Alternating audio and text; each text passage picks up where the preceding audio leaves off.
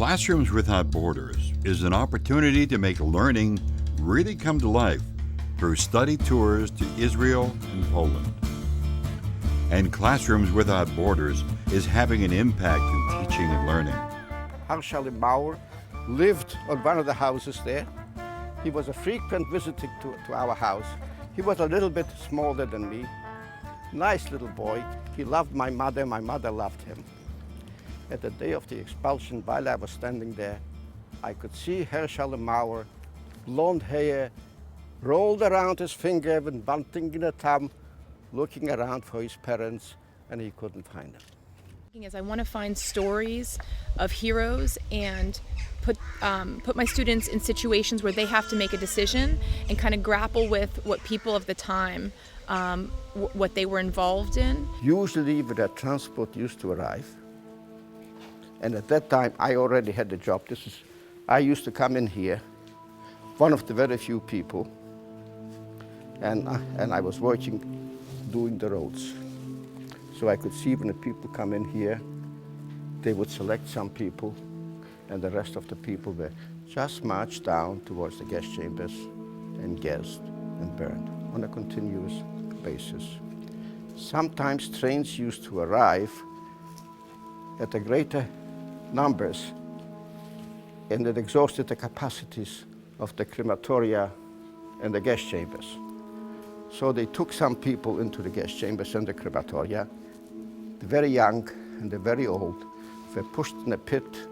It was constantly burning with wood, and they pushed them in there alive.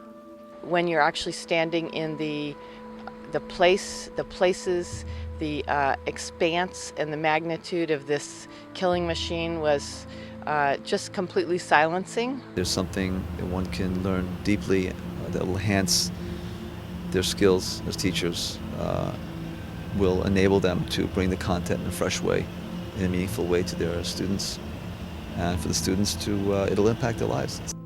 Facing History deals with difficult issues in the classroom, including the Holocaust. When teachers experience the history by walking in the places, they transmit back to their students a profound learning experience that cannot be learned through a book. I thought my feelings would be stronger. I thought I would cry. I thought that I'd want to stop and read everything. I found myself suffocating in those barracks. I had to leave. I couldn't stand the smell, and I couldn't stand the claustrophobia, and I'm not claustrophobic. I just didn't want to be in there. So it's not what I expected my feelings to be. But to see a room of shoes, or to see, your own name on a, yesterday when we were in the deportation thing, I saw my name on the wall. Those are things that kind of got to me. Teachers and people need to be here to pass it on, to make sure it's never forgotten. To understand more about the past and begin thinking about how present and future generations can learn from the past, where different ethnic and religious groups can coexist, and where Centers for Study can promote tolerance and mutual respect among all groups. That there are people saying that these things never happened. And this is the most heart-wrenching for any survivor to hear. And these are not plain ordinary people of the street, ignorant, uneducated. They're people with university degrees. And why are they doing that? What is their purpose? What is the purpose of it? And we're not going to be around forever. The age of every survivor is, I don't know what it is, I'm 82, I'm going to be 83. How long am I going to be around? And this is why I and people like me are trying to be witnesses, so to speak. Hopefully the people who will be listening, particularly the younger generation, university and high school students, will learn what took place.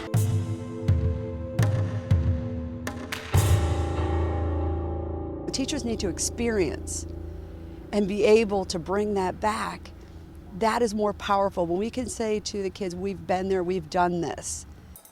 I really feel that you can't understand the immensity of the Holocaust until you're there on site at some of these camps that we've read so much about. Teachers turn classrooms into lively forums of open multicultural exchange. They present materials that help students not only understand other cultures' point of view, but also see their own culture from an outsider's perspective. I didn't know what to expect. And then now that I've been here, any expectations I might have had have been far surpassed. The value it's really immeasurable. Getting to speak to Howard, the survivor, the other teachers here on this trip, the historian that we brought along, Avi. I've learned more than I thought was possible to learn in such a short amount of time.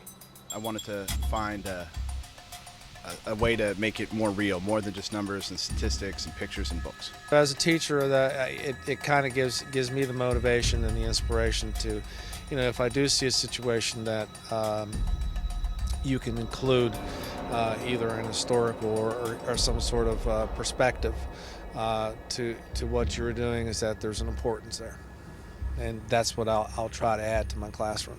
Perhaps we will see the need to go beyond brief encounters in textbooks and beyond the numbers to teach more deeply about the diverse world we live in. But I do know that I will take this with me to try to create some type of memorial and some type of a way of teaching the children more than just the numbers in the history book, but trying to bring to them the kind of feeling and the kind of it's difficult to put into words. Bring the experience to them so that they can firsthand feel what is felt here and the sadness, the immense sadness that's brought by this kind of. I have a lot of history to share with a lot of people and a lot of lessons that I've learned. And personal accounts by survivors of the Holocaust are powerful. They connect us, person to person, with an era in history that's difficult yet necessary to comprehend. Survivor testimony translates the countless, unimaginable victims into a single person's feelings and thoughts. You see the difference is how it was and how it is. It's yesterday when we were at Treblinka, said we can come and we can leave. In those days you could come, but you never left. It's the same thing with this. What was going on here is unimaginable, as it was in most places like that. So it's good that people come and visit and learn. We have a survivor who's just a wonderful, warm human being, and has been very open in sharing his experiences, which have been very difficult experiences, and that's refreshing, and he's opened everybody's hearts. It's not possible to describe what this will mean to you, because I'm sure it means something different for everyone. So I'm glad everybody came to join me to remember those who are buried here, dying a natural death, and what's more, who are buried here who were murdered. There are many people buried here who were just murdered in cold blood, and they have no sign that they ever existed. When I go back and think of my neighbors, my family, my neighbors, my school friends, my fellow congregants, house by house, I remember the odd person who survived, and I also try to remember all those who lived there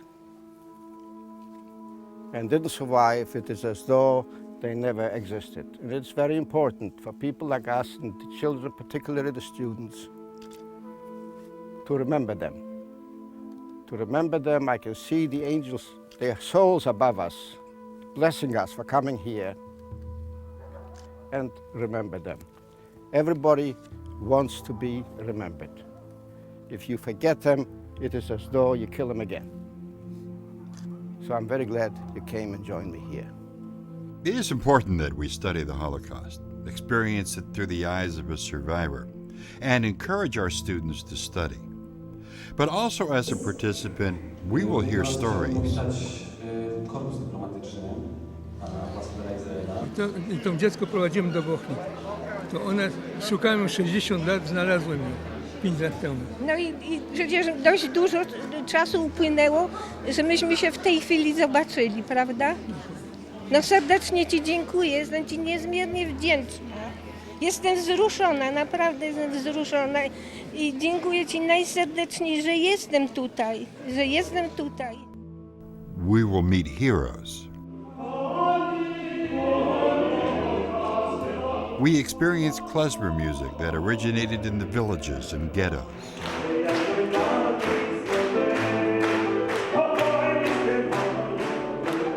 Learn and travel with us in our classroom without borders.